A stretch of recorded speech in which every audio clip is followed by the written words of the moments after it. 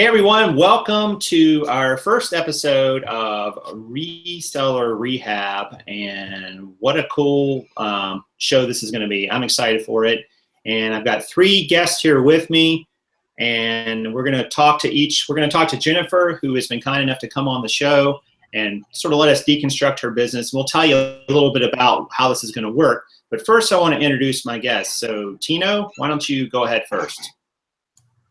Hey everyone, Tino here, also known as the Soul Advisor. And me and my wife, we started an eBay business almost 3 years ago, full-time. We started off part-time, but then we, full-time almost 3 years ago. And now we just kind of narrowed it down to selling shoes. So we're just selling shoes on eBay. That's all we do. And we enjoy it. So right now what we're doing is we're working on scaling our business, and we're just going to keep growing it and to see what it can become. So that's about it. Awesome. Luke? All right, yeah, so my name is Luke. I have a YouTube channel called Endless Entrepreneurs. If my content, I am a part-time reseller and a full-time corporate finance analyst. So opposite of Tino and Jason here, I'm not quite full-time yet, but I sell mainly men's clothing, a little bit of women's clothing, and I've been doing it pretty seriously for a couple of years now. Really enjoy eBay. I don't really sell on any other platforms as of now, just primarily eBay. Cool. And Jennifer? Hi, my name is Jennifer Knudsen. I live in Western North Carolina, and I started seriously selling on eBay about the end of March. I am part-time selling men's and women's clothing and shoes, and hoping to go full-time very soon. All right, and I am Prof Sales, otherwise known as Jason in my daytime job, but I am a full-time reseller on eBay, Amazon, and some other platforms as well, and I have this channel, of course. And I just want to mention that Tino and Luke's info for their YouTube channels are in the description of this video, so if you haven't seen their content, please go and check that out. They have great channels and a lot of good information there. All right, so let's talk about the format of this show. So the format of this show is going to be basically similar to a mastermind type show. For those of you who don't know what a mastermind group is, it's a group of people, anywhere from usually about 4 to 6 people, sometimes maybe as many as 8. They get together on a regular basis and talk about their successes, they talk about their challenges, but they also usually have a segment where someone is in the hot seat. And the hot seat just means that the person comes on and talks about a specific problem or set of problems that they're having, and they get feedback from the other members of the group. And then at one point during this feedback, the member is muted so that they have to just sit there and listen. What a wonderful thing it is sometimes just to listen. And then they will come back and have some Q&A with the remaining members. So that's going to be the format of the show tonight. But before we get too far down that road, we need to find out a little bit more about Jennifer and who she is and her background, and then we will get into her specific challenges she's having. So Jennifer, why don't you share a little bit more with the viewers exactly how you got into this business of reselling, how you got involved with eBay and so on, maybe your experiences and background, and just let people know a little bit more about where you're coming from. Sure. Well, let me just let you know that I've been married for almost 4 years to my wonderful husband, William, and I have 2 grown boys, Joseph and Adam, who are 19 and 21. And I raised them probably since they were about 4 and 6 years old. I was a stay-at-home mother, and I got divorced, and at the time I was waiting tables. And it just wasn't enough to make ends meet. So what I did is I started my own business, and it was a housekeeping business, and that was about 11 and a half years ago. And the housekeeping business has been very successful. In fact, it's my main source of income, and I've done very well with it. I guess I get my entrepreneurial streak from my mom and dad. My dad owned a chain of video stores way back in the day up in Vermont, and my mother had a fabric department in a large a department store also in Vermont. And I remember as a kid, I found a neighbor that had an old ice cream cart. I bought some ice cream and had the bell, and I would push it around the cart, or push it around the block, ringing the bell. So I've always had that entrepreneurial spirit. Bouncing back to the present, I've got this housekeeping business, but last year, at the beginning of the year, I was diagnosed with stage 3 cancer.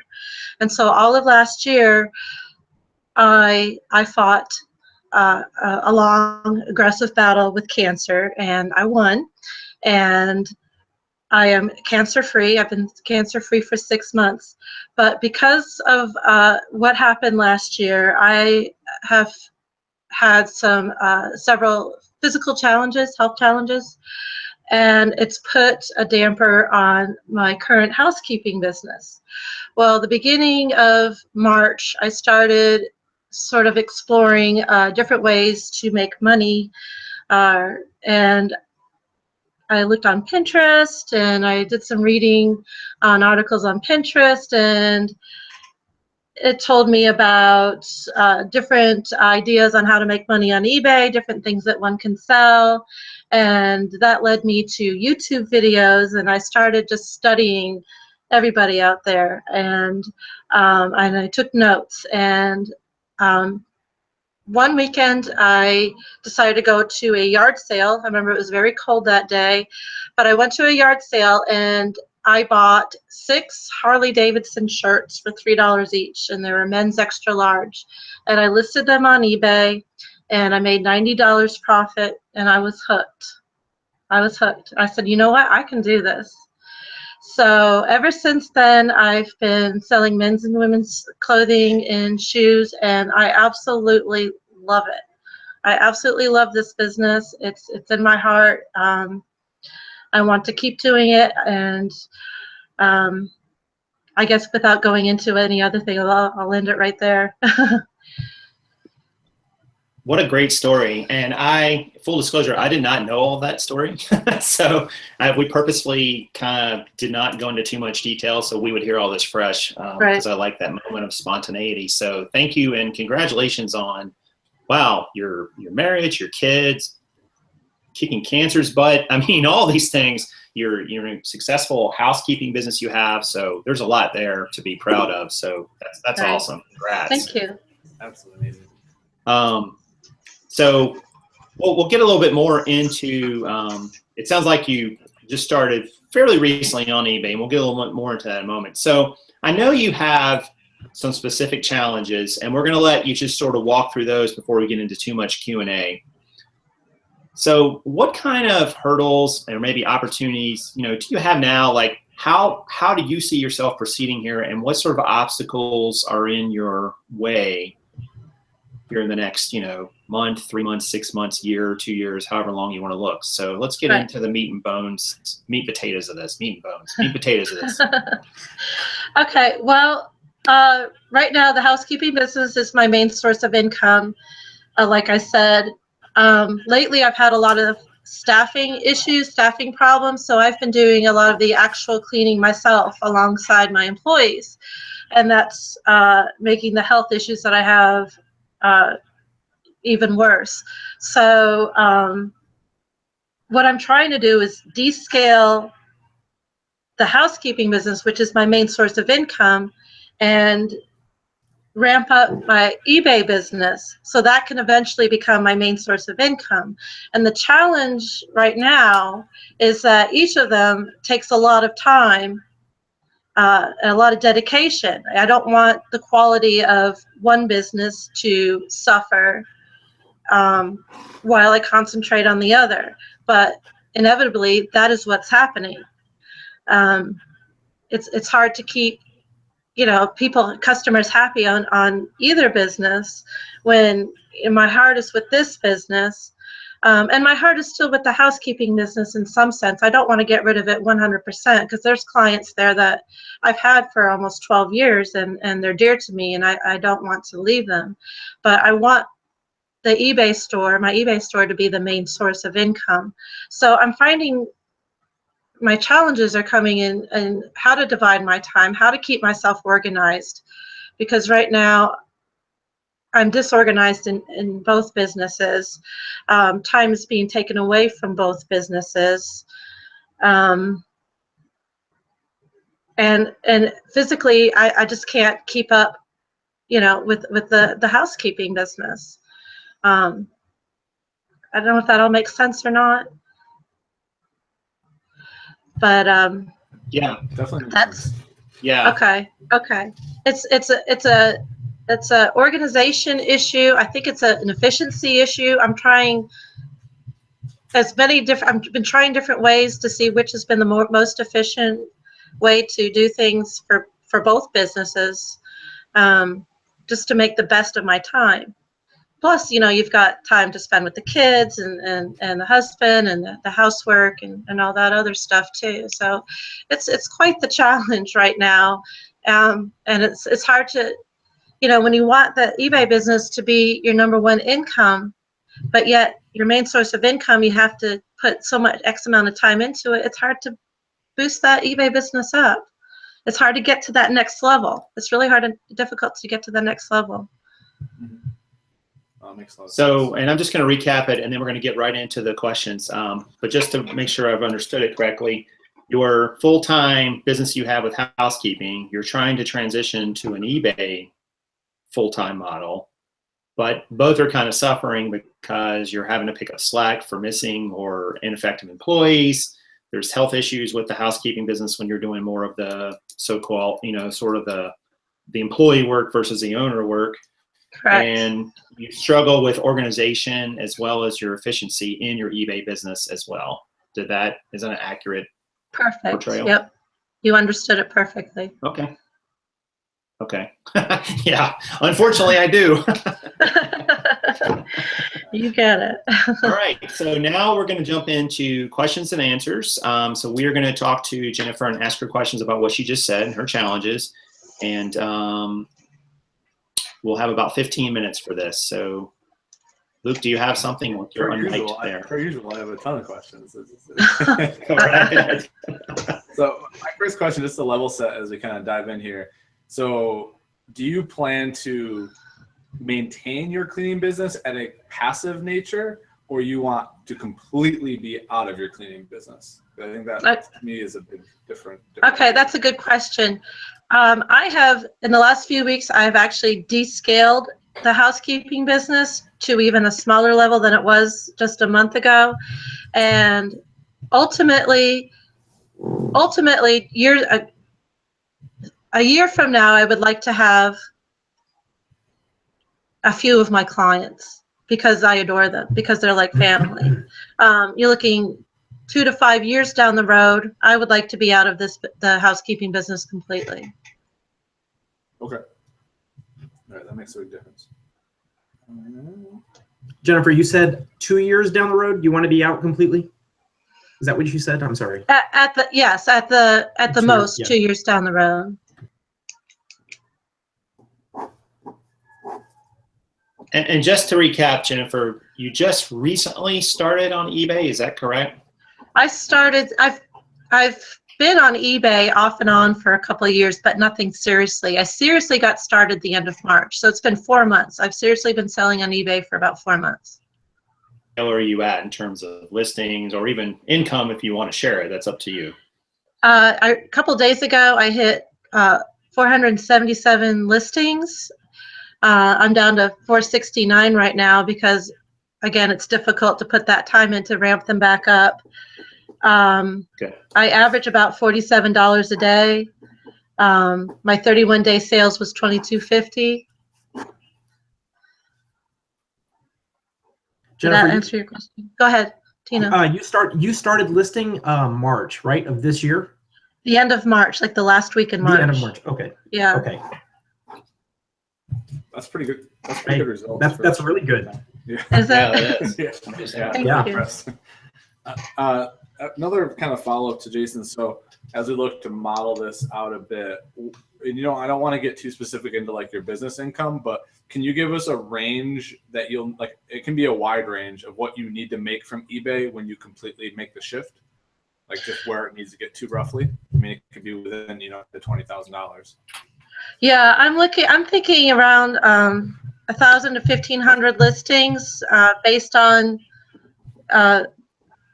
my return on investment right now. I think I would be pretty good to go.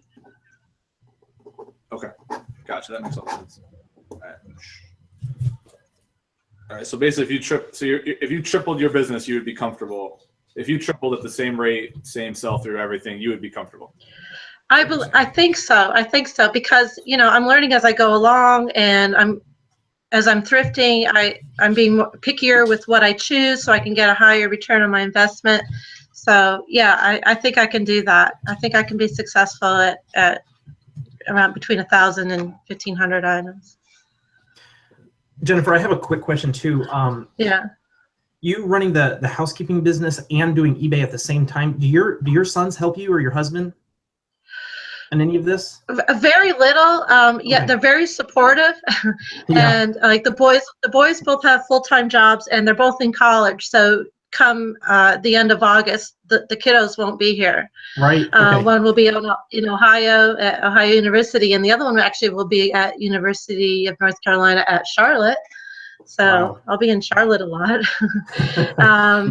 And Stay out of our thrift stores. sort of Just kidding. I know. We'll have to go together. But yeah, and my husband, he supports me, and he does what he can to help me as well. He sells several things on eBay too, and he's got a lot of projects going on. So he's not always readily available to help me. But like today, he helped me with the packaging and going to the post office and things like that. And it's the little things that can help me. And they do help with the little things, but due to their jobs and their commitments and stuff, I don't get a lot of help from family. So let me ask you this, and we're in a lot of nuts and bolts questions right now because we're just filling out your business. Do you have access to enough sourcing with the type of sourcing you've been doing that you can get your hands on in a reasonable amount of time and repeatable, just able to cycle through, if you're at 1,000 listings and maybe you're selling 300 a month, are you able to replenish that and keep that level at that your current? Absolutely. Okay. Especially if I go to Charlotte. No, I'm kidding. Do you, and just follow up that, do you know how many thrift stores you have within like an hour and a half radius of you, like roughly? Just in my small town, I think I have 8. And then if I go to the next town, there's probably another dozen. And if I go an hour south to Greenville, South Carolina, there's, it's a whole nother thrifting world down there. Similar beltway to us, so you have tons of options. Yeah, and we've got in Asheville has the Goodwill bins too, so we've got that. Right. I've got tons of access, tons. What's been your cost of goods? Do you roughly? Go ahead. Just since you brought up bins, like, do you know roughly what you're paying per item? Yeah, my average cost I think is just over $2 per item. Wow, that's great. That's good.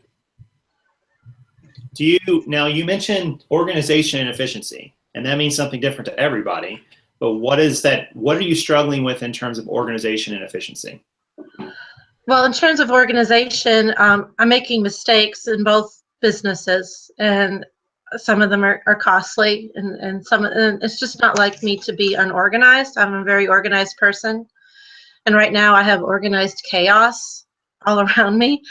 And I feel like if I can just devote most of my time to eBay, that everything can become more organized, more efficient, and I'll have, time to, not worry about the returns because I listed the wrong shoe size or I can't find it or something like that. Does that make sense? Yeah, and I'm kind of curious as a follow-up, what sort of like some specific examples, because that kind of speaks to your systems and mindset and things like that.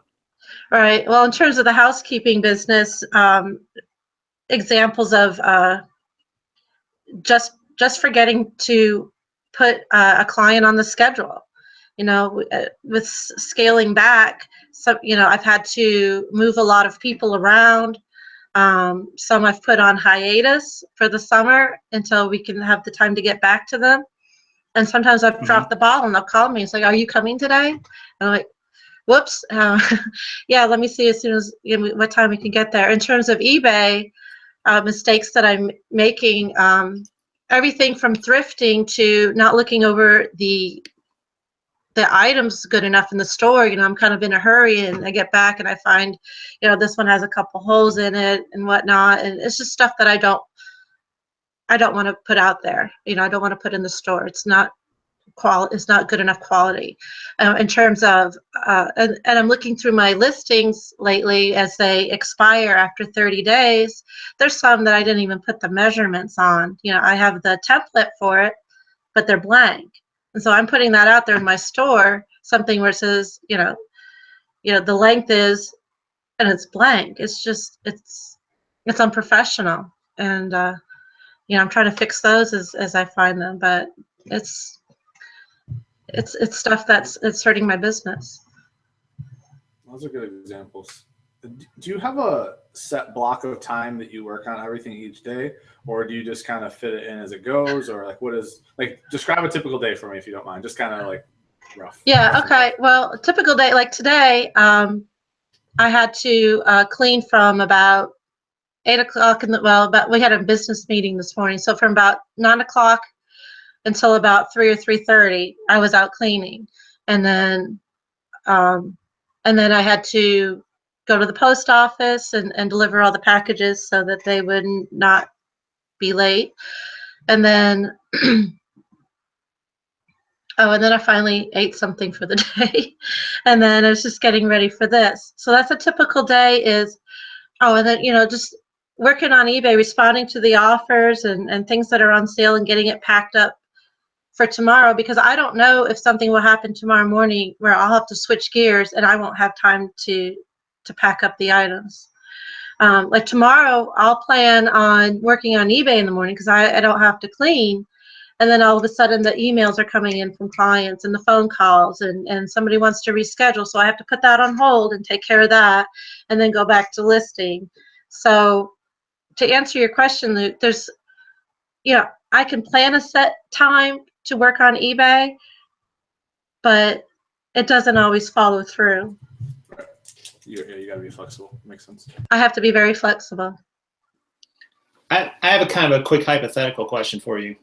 Suppose I gave you an employee for 4 hours a day, 5 days a week. What would you have them do and why? That's a good question. I would hope that the employee could be very flexible and very versatile, so that if I needed extra help with the housekeeping business, they could join the team and help them clean, so that I wouldn't have to. If I had another couple hours after that, I would love to have them be an assistant to help me list or to help me package or to run errands for me, so that I could concentrate on the nuts and bolts, so to speak, of working on eBay.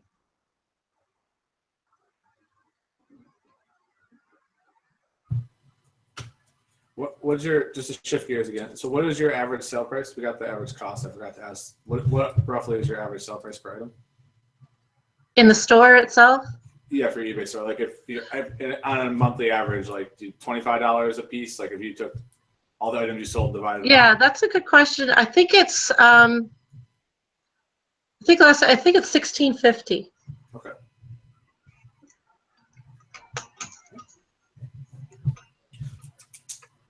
All right. Tino, you got anything? I don't want to keep bombarding here. I feel like I get really excited about questions, and so I just keep going, and I don't pause for breath. So. No, I've been taking everything in. I'm just kind of curious about your eBay inventory. What's the percentage of like clothes versus shoes? Not including the death pile. I have. That's my next question. That's a whole nother topic right there, is the death pile. Well, death piles. I have probably I'm looking at my inventory right now. Probably 75% clothing and 25% shoes. And now, when you were talking about your death pile, do you have a lot of inventory? Yes. Area? Yes. You do I have have quite a bit. Okay. in both shoes and clothing. And that's Okay. that's a weakness. I was talking to my husband about this. I learn so much on YouTube from other resellers that I want to take that knowledge that I've learned and apply it in the thrift stores, because the things that I bought back in April are not as good for reselling as the ones that I'm buying now, if that makes sense. So it's, you know, somebody's having 50% off at one of the thrift stores. I think, well, let me just pop in there and check the jeans that I've been learning about, or check the suits because I watched Luke's video, or you know, check the suits, check the shoes, because you know that Facebook group, Tino, is just absolutely wonderful. So I'm getting more particular about what I source, which is good, but yeah, the death pile doesn't go down. I'm like, well, I'll just kill it tonight. I'll just work straight through from 5 to bedtime. And there's always something that comes up, and I don't get as much done as I plan to. So it just keeps growing. Go ahead, Luke. I was just going to ask, do you have a specific item type that you list faster than others? And how long does it take you, as a follow-up question, to list an item on average from start to finish, the whole process? Yeah, button downs and polos, I'm really fast at listing because I don't have to research them. I mean, obviously, as a new reseller, almost all your inventory is researched at the beginning. So I'm finally at a point where I don't have to research everything. So I'm really, excuse me, I'm really quick, I think, with polo shirts, men's dress shirts, things like that. My kiddo Joseph, he actually timed me with drafting and then the pictures, and I think the fastest was around 9 minutes from start to finish with one item. Drafting, taking pictures, getting it live. Good. I was just going to ask you about, because I meant to come back to it earlier, about your space and your organization because I know you want to scale up your business. Do you have space and organization for it with your current house? No. If I could turn the computer around and you could see, I'm quickly running out of space. I have a storage unit where I've put, you know, the kids' stuff and extra Christmas decorations and things like that. And I've got a shed out back, and that's become the housekeeping shed and some other stuff, so that everything in the house, or everything can stay in the house. But with that being said, I'm still running out of room. You know, the boys are in their rooms. I don't have a guest room right now where I can stick things in. But I'm making do. All right. Well, listen, I think that's about 15 minutes. Might have been more like about 16. One more now, question. Nope. Sorry. Oh, go right ahead. Go right ahead. So how long does it take you to ship an item on average? So like, say you had to do 5 items this morning. How long would it take you to pack and ship them? Okay, that's another good question. I'd say most of my bins, the items are in there loose. And then about 3 or 4 weeks ago, I started putting them in the plastic poly bags. So it depends if they're in that plastic poly bag or not. Obviously, it goes a lot faster when I can just pull it out of the bag, put it in the poly mailer, print the label, and ship it. So I probably, on average, it just doesn't take long. I mean, I can pull them really quick. Probably if it's in the poly mailer, probably a minute or less. And if it's loose, the print and ship labels, I mean, start to finish, like. Yeah, to pull it, put it in the poly mailer, and then put the label. Okay. It's probably a minute and a half at the most. Okay. And then if it's loose and it's not already in the poly mailer, it's going to take 2 or 3 minutes at least. Okay. Sometimes So 10 or let's see. 15 minutes if I can't find it. Can't find it. Okay. All right, so this next segment, guys, I'm actually going to mute Jennifer. And not because we want her to talk, but we want her just to be able to listen at this moment. And 3 of us are going to talk about her situation. And so, Jennifer, just hang out for a moment. We'll see you in just a moment. Okay.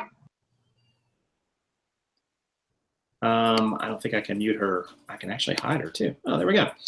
All right, so Tino Luke, we have somebody here who is already an entrepreneur and wants to be an eBay entrepreneur. What are your thoughts on hearing Jennifer's story and her challenges? Go ahead, Tina. You want me to go first?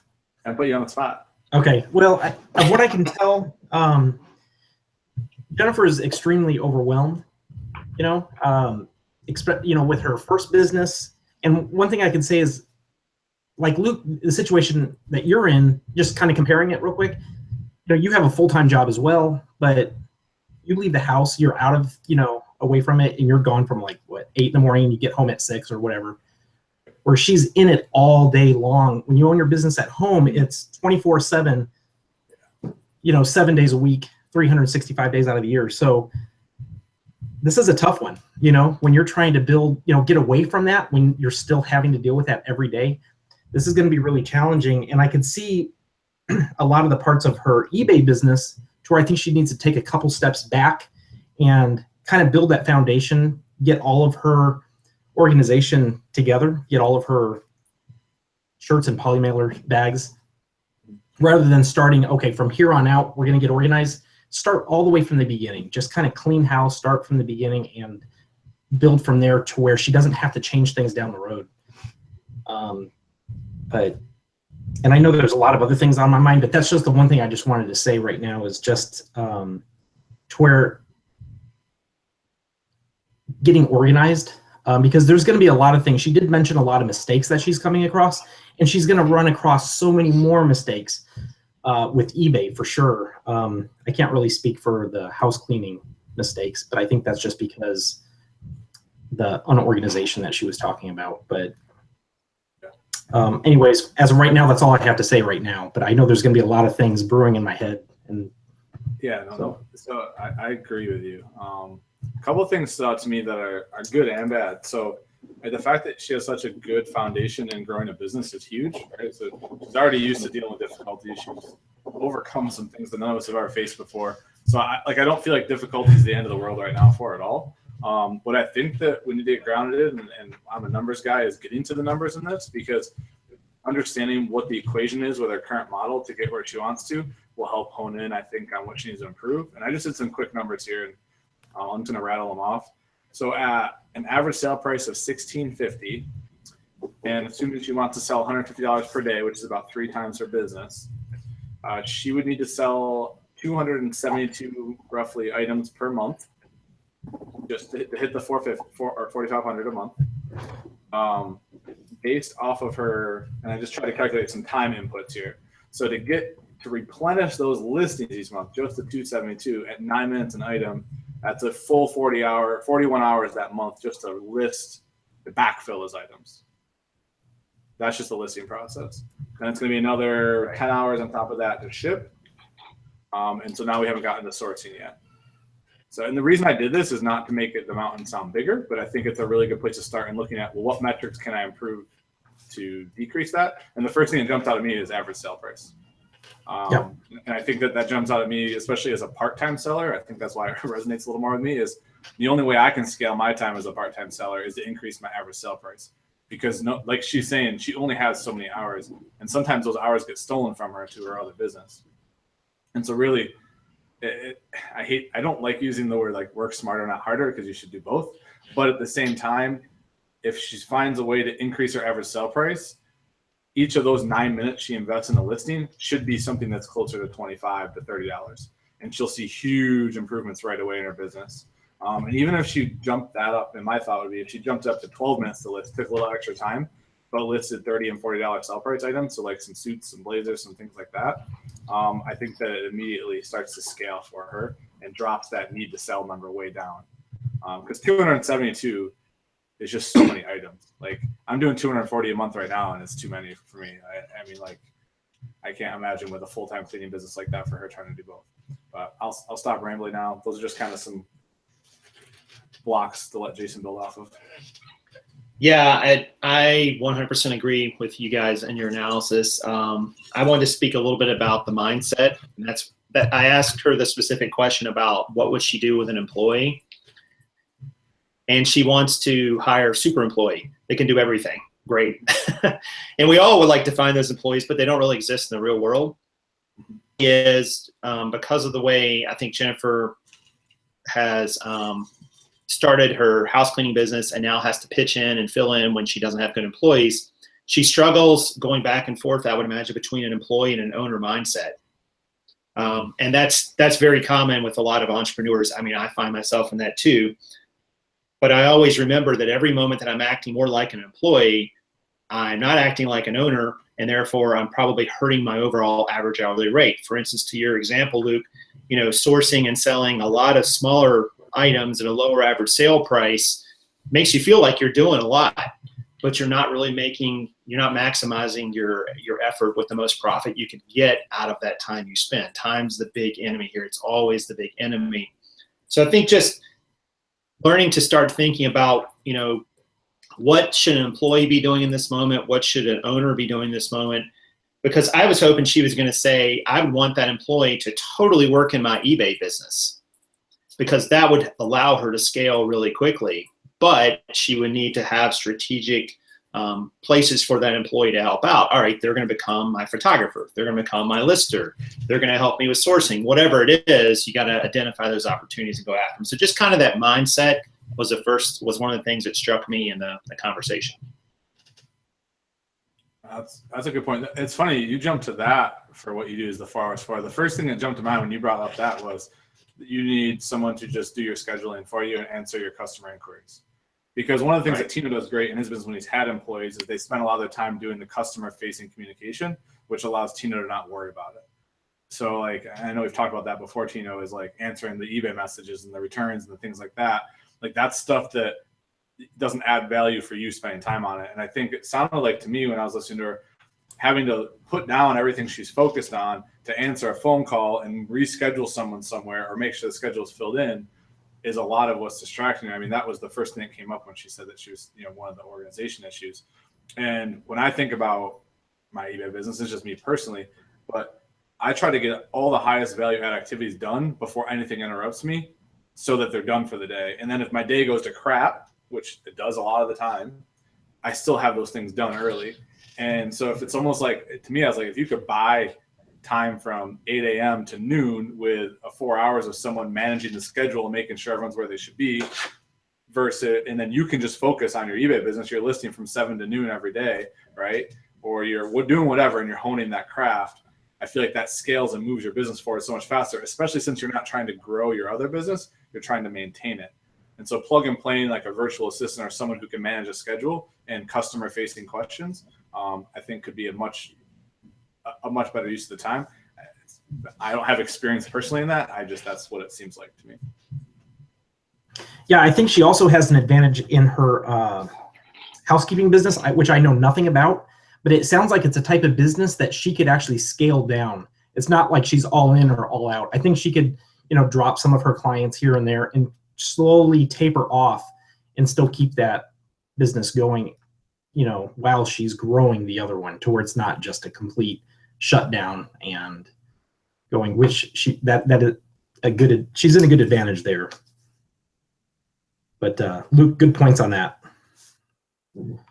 Yeah, I would say too, I was, especially tagging on Luke to your numbers and so on, like she's got the sourcing opportunities around her. She's not hurting for inventory opportunities, getting the knowledge and so on and making better buys. I mean, that's something that comes with experience. Mm-hmm.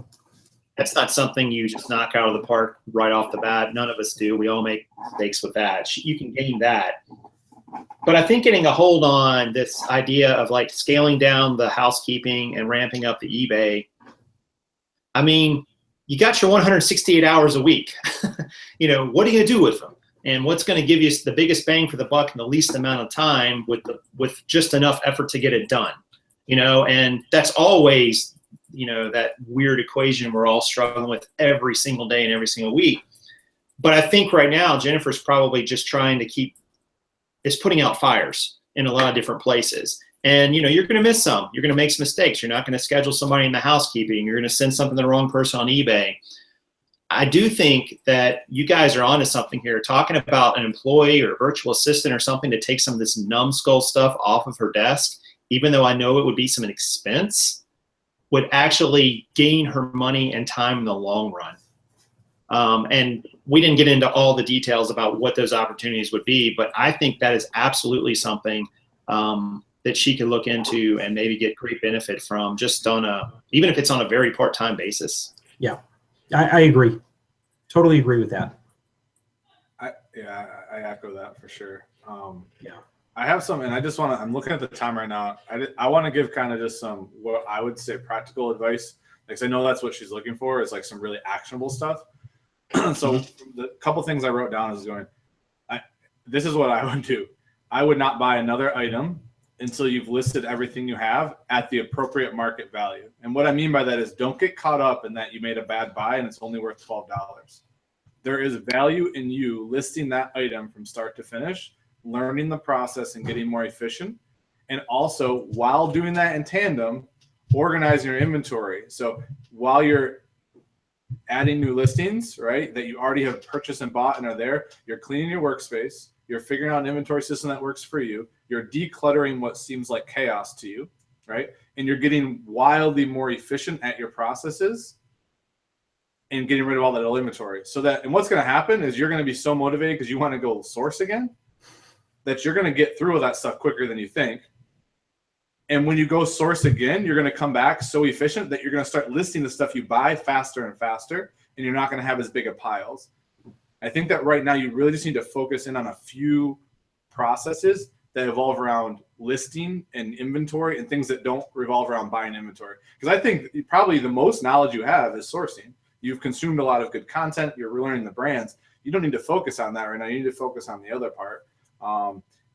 And I would say non-negotiable that 2 hours a day goes to listing. Here, a half hour there, but you got to do it every single day. But I'll let these other guys chime in on some stuff there. Yeah, Luke, you're right on that. It's things that go through my mind, and I don't even think to say that, but it's just the nuts and bolts. She has a big pile there, but don't concentrate on she's going to go through something that's like, well, I could list this for $8. Well, put that one on the back burner. Go to the one that has, she could list for $25 or, something for $30. Yeah, that's true. Yeah, no, but Luke, you made great points there, and those are all actionable steps. And, I would say with being so new to eBay, but not new to business, learning those nuts and bolts of like an inventory system, a quicker way to list, a quicker, efficient way to photograph, how to store your items, things like that, those will pay huge dividends because the business part. But, getting caught up in the minutia of all those little things. And once you learn those things, then you can teach them to someone else down the road if need be, if scale becomes an issue. Like scaling in eBay is just a matter of applying labor to time, labor over time to a problem. And right now you're all the labor and you're all the time. But you've got to understand what it is you're doing before you can really ever tell anyone else how to do it for sure. So you kind of got to get in there and make some of the mistakes and just see, what works and what doesn't work. But absolutely, list what you have. Don't buy another thing until you're done with that. Commit to that. That is doing your business. Buying more stuff is not really an eBay business. Selling profitable items is an eBay business. And sometimes we all forget that, oh, what a great buy, but I got 400 other things over there to list. So I don't really need to buy this right now. But anything else you guys want to add before we bring Jennifer back?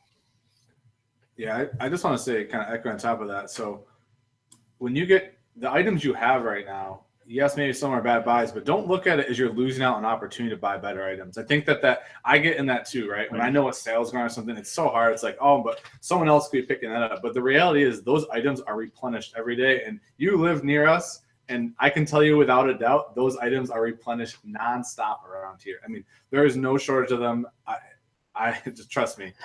And the benefit of you listing an item that's not as profitable, but learning the process and getting the feedback, I think that's the other thing. Like, you just started selling in March, right? Getting a steady supply of feedback that's good in your account, getting the activity in your account, all those things, those are all really big positives in eBay's eyes and in buyers' eyes. So it just honing in on those processes to me is really huge right now. And I just want to give kind of the figures. So if you went from $16.50 and you went up to $28 in average sale price, you'd have to sell 110 less items per month to hit your goal, which I think then becomes wildly achievable in a shorter period of time.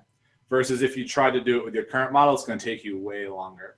And that's why I think if you pause for 3 weeks and you pound out all your listings and then you hit it hard and focus on those average sale price items, it's going to scale so much faster. Almost like taking a step back to take like 5 steps forward. It's really what it is. Right. Right. Anything on your end, Tino? Yeah, what I'm trying, what Luke is trying to say is sell more shoes than clothing. I'm just kidding. I'm just kidding. Get that average price up. You know, concentrate on that. Yeah, you know, get to that $30 mark. You know, so, but. Right. I agree. But all jokes aside, I mean, that's what it is, you know, concentrate on that higher selling prices. Yeah. You don't have to crank out as many every month.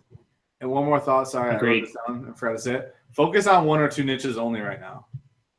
So the way that you're going to get more efficient at listing faster is if you focus on just a couple types of items, so that you're not trying to learn the nuances of 5 different things. Like, I would not try to learn suits and blazers and shoes and jeans all at the same time. I would pick 2 of those, and I would pick what's more plentiful around you to source and just master those. Because once you've mastered shoes and blazers, Yes. Once you've mastered 1 or 2, adding a 3rd one and a 4th one becomes that much easier. Like, I'm starting to learn women's clothing. It's way faster because I've done so much of the other men's stuff. So just, I would say, be patient and stick to a niche or 2. All right. Well, man, there's a lot there. So let's see what Jennifer has to say. So we're going to hopefully bring her back here. And she's still muted for some reason. Are you muted on your end, Jennifer, maybe? Did you mute yourself? Is that better? There you go. You're back. Yay! Yep. So the floor is yours. Okay. Well, I think the main thing that I got out of that is, well, there's a couple of things. I like what Luke said about non-negotiable 2 hours a day listing, and I'd like to put that into effect immediately. Things come up, but like I said, I think that would be a really good way for, number 1, to motivate me, and number 2, to get the death pile down. Tina was right about being extremely overwhelmed. I think that really sums it up. And you all had really good points on how to take some of that overwhelming feeling away from me, about how to get more organized, how to prevent mistakes from happening, which, takes away from the time you got to solve the problem. Then you're taking away from the time to list or to ship or whatnot.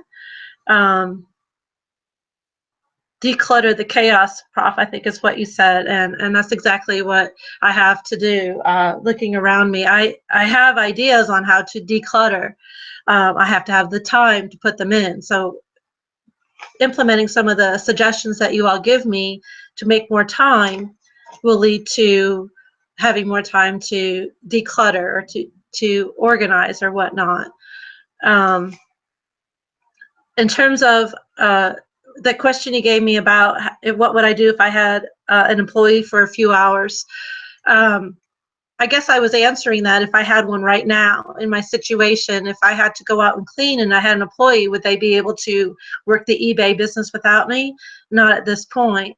6 months from now, if I had an assistant that could take pictures or learn how to list or learn how to ship, then yes, absolutely, I would want an assistant to help me 100% with this eBay business. And I even have somebody in mind that can do that. that I might get the ball rolling on that and see if that's something that she would want to do. Luke, thanks for crunching those numbers for me. When you know, it's kind of eye-opening. You say, well, you get your cost per item up to from $16.50 to what, $28, and that's 110 items less per month that you have to list. That's incredible. That's absolutely incredible. And I hope people are listening to this and taking notes as well, and that they can learn from this. And get rid of your death piles, and then go out and source again with the information that you learn from, whether it's YouTube or Facebook groups or people that you meet that are in this business, and buy the higher items. You know, learn how to sell the suits, learn how to buy the 101 Killer Men's shoes, and coming out the women's brands, and look for those high quality shoes that you can turn for a big profit. These guys are doing it. I know I can do it. It's just a matter of, like you said, learning the process and making the mistakes and getting organized. Don't be afraid to make mistakes either. Don't be. I heard that in your voice. Don't be afraid to make mistakes.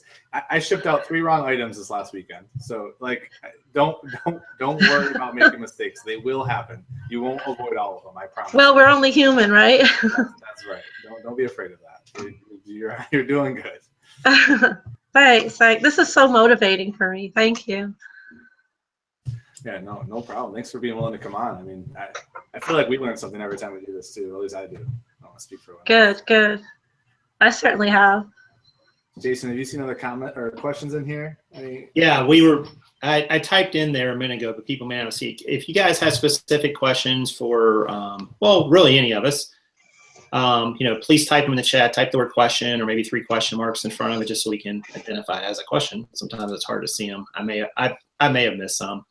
But Betty, way back earlier in the chat, had asked about an inventory system to quickly find items. I don't know what your inventory system is, Jennifer. Do you have some sort of system already in place, I would guess? Yes, I use the bin system. I started with giving each bin a letter, starting with Z, because, well, everybody starts at A and goes to Z, so I thought going from Z up to A would be more interesting. But then my husband had a great idea. I've had a lot of pets in my life, so I've started putting the names of my pets on the bin. So I've got Tootsie and Mickey and Noelle, and I put those in my listing. And it just makes it more fun, instead of going to A20, I go to Mugsy 21 or something like that. So as your inventory grows, you just buy more pets. Yeah. That's going to get expensive. I wish I could. I could talk to my husband about that. But in terms of the shoe inventory, I am embarrassed to say that I don't have an inventory system for my shoes, and me either. Okay. and I need to, especially because I want to grow my shoe inventory, and I really need to find out how to inventory them. Right now, I'm not having a problem with it, but I know I will if I don't come up with a system. Right. Yeah, we had a couple questions coming here too. I typed them in the chat. Kelly had asked, what's the going rate to pay a helper, pay per hour, if listing, pay per item? You guys have any experience with that, Luke or Tino or Jennifer?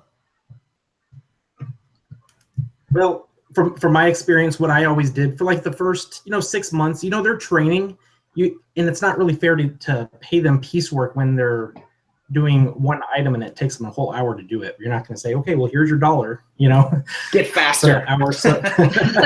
So what I always did is I gave them 6 months and I would just pay them just a flat rate. I didn't want them to hurry. I don't want them to try to maximize their paycheck during the learning process. I want them to learn.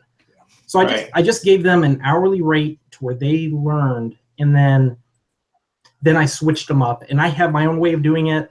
I'm not going to say it's the best way. I'm still learning how my process, but I paid them piecework, a small hourly wage, and then a commission whenever the item actually sold. So it kind of gave them incentives across the board to where they listed it properly to where it would sell, and it gave them an incentive to list as many as they can.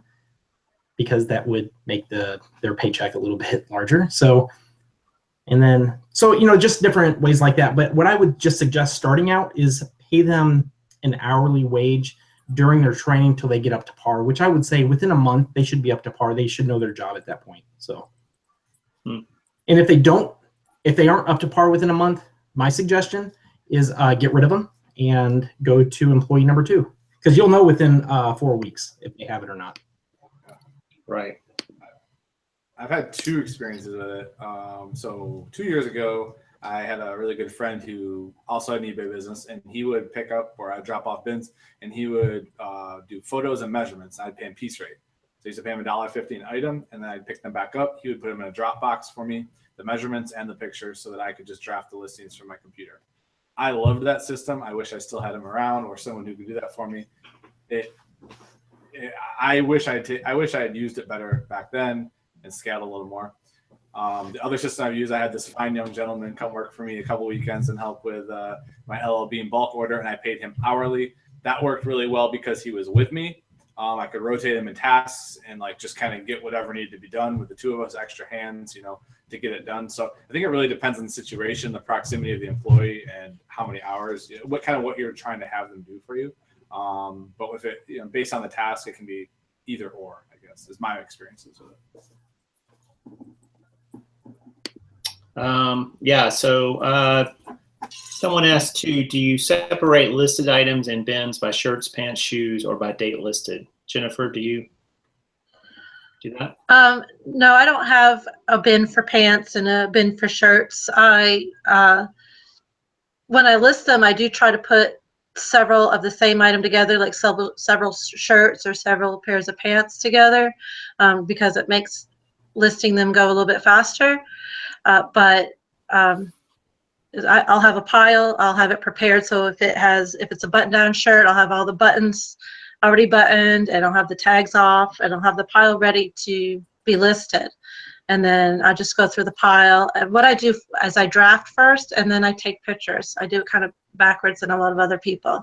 So I'll draft the item. I'll put it in the bag that it's the poly bag where it's going to be inventoried in, with the inventory number on a piece of masking tape, and then I bring them into a different room where I take the pictures. And then I don't save the pictures. I just take the picture and upload it on my phone. I take the next picture and upload it, take the next picture and upload it. And then when I'm done taking the pictures, I list it. It's live. Okay. So Jennifer, we're coming to the top of the hour here. We're gonna be wrapping up. So tell me, what are you gonna do tomorrow? I'm going to get a hold of somebody that I have in mind to see if she wants some extra work. And I am not going to go sourcing tomorrow. And hopefully I'll be able to spend a lot of time on my eBay business and start reorganizing and decluttering so that I become more efficient and my business can grow. And 2 hours listed. Awesome. 2 hours. Non-negotiable, right?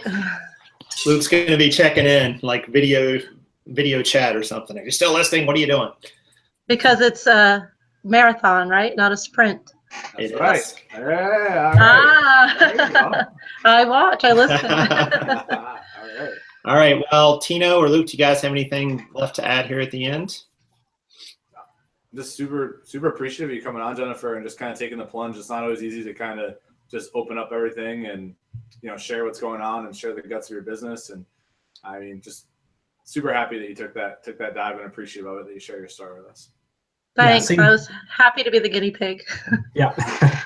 Yeah, I really do appreciate you coming up here. And I'll tell you what, you know, I know, you know, and I know Jason can relate to this too. And even Luke, you know, just running a full-time business at your home, plus doing wanting to ramp up another business at your home. I'm telling you right now, that's going to take a really strong person. And I can't even tell you I could do it. There's no way possible. I mean, that's a tough one. So you have a lot on your plate, but I can tell your passion is speaking for you. Thank you. I appreciate all of you. Thanks. All right, guys. Well, listen, I think that's going to do it for tonight. I want to thank Jennifer for coming on and being the guinea pig, as she mentioned, and she did awesome. Also, too, guys, if you want to reach out to Luke or Tino, you can find their information in the description down below this video. Endless Entrepreneurs and Tino the Soul Advisor. They have YouTube channels where they talk about a few things here and there. And but no, they have awesome channels, guys, and awesome content they put out. So make sure you guys check that out if you haven't before. And we want to thank you guys for coming out tonight. We had well over 100 people for almost the whole night, so that was great to see everybody come out. I do appreciate it. Leave me a comment down below. Jennifer, I'm sure, will check the comments to this video, and she'll answer it. If she sees one directed towards her, she can do that as well. And smash the like button, as Karin likes to say. She's in the other room. But all right, so thank you very much, guys. Hope you guys have a great rest of your evening. And we'll talk to you soon. Take care, everyone.